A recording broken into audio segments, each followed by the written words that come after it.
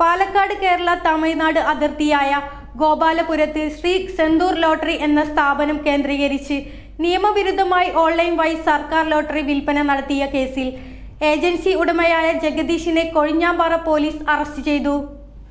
ചിറ്റൂർ ഡിഒഎസ്പിയുടെ നേതൃത്വത്തിൽ കൊഴിഞ്ഞാമ്പാറ പോലീസും ചേർന്നാണ് അതിർത്തി പ്രദേശങ്ങളിൽ ഈ പ്രത്യേക പരിശോധന നടത്തിയത്.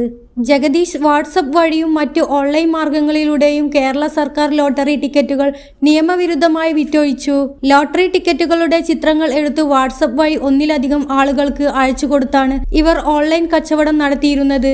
ഓരോ ടിക്കറ്റിന്റെ ചിത്രം തന്നെ ഒന്നിലധികം പേർക്ക് നൽകി വൻ ലോട്ടറി തട്ടിപ്പ് നടത്തിയതായും പോലീസ് സംശയിക്കുന്നു. പരിശോധനയിൽ ഇവരിൽ നിന്നും ലോട്ടറി ടിക്കറ്റുകളും മൊബൈൽ ഫോണുകളും പോലീസ് പിടിച്ചെടുത്തു. ന്യൂസ് 99 പാലക്കാട്. നമസ്കാരം. 2026 പകുതിയില് ജെനിസിസ് ഏജ് കെയർ എത്തി നിൽക്കുമ്പോൾ ഇതിന്റെ ഒന്നാം ഘട്ടം വളരെ സക്സസ്ഫുൾ ആയി കംപ്ലീറ്റ് ചെയ്യുവാൻ സർവശക്തനായ ദൈവം ഞങ്ങളെ സഹായിച്ചു. ചില മാസങ്ങൾ മാത്രമേ ആയിട്ടുള്ളൂ ജെനിസിസ് ഗാർഡന്റെ പ്രവർത്തനങ്ങൾ ആരംഭിച്ചിട്ട്. എങ്കിലും പലയിടങ്ങളിൽ നിന്നും സ്നേഹസമ്പന്നരായ പല മാതാപിതാക്കന്മാരും അവരുടെ റിട്ടയർമെന്റ് ജീവിതം ചെലവഴിക്കുവാൻ ജെനിസിസ് തിരഞ്ഞെടുത്തപ്പോൾ ഞങ്ങൾ ഒന്നാം ഘട്ടത്തിൽ നിർമ്മിച്ച എല്ലാ റൂമുകളിലും ഏകദേശം റെസിഡൻസ് നിറഞ്ഞതിനാൽ ജെനിസിസ് ഗാർഡൻ ഏജ് കെയറിന്റെ സെക്കൻഡ് പാർട്ട് ബിൽഡിംഗ് പണികൾ ഉടൻ ആരംഭിക്കുന്നു. നിങ്ങളുടെ റിട്ടയർമെന്റ് ജീവിതം നിങ്ങൾ തനിച്ചാണോ? നിങ്ങൾ വിഷമിക്കേണ്ട, ഞങ്ങൾ നിങ്ങൾക്കൊപ്പമുണ്ട്. ഞങ്ങളെ കോൺടാക്ട് ചെയ്യുക.